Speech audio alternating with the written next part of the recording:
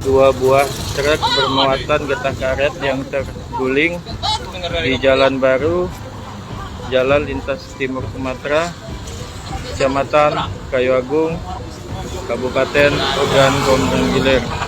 Dapat dilihat bahwa dua kendaraan ini terguling dan amblas di bahu sisi sebelah kiri jalan dari Kayu Agung menuju ke Palembang. Untuk muatan sendiri yaitu getah karet, dan saat ini sudah mulai dipindahkan dari truk yang roboh menuju ke sebelahnya.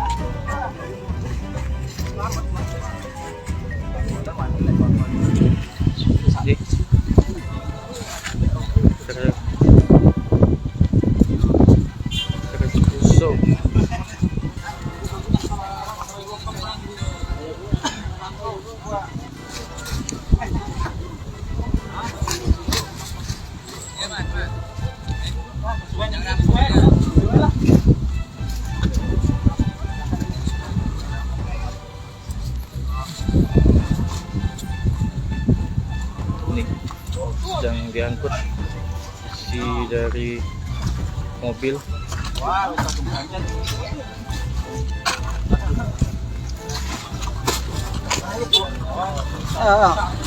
Lewat.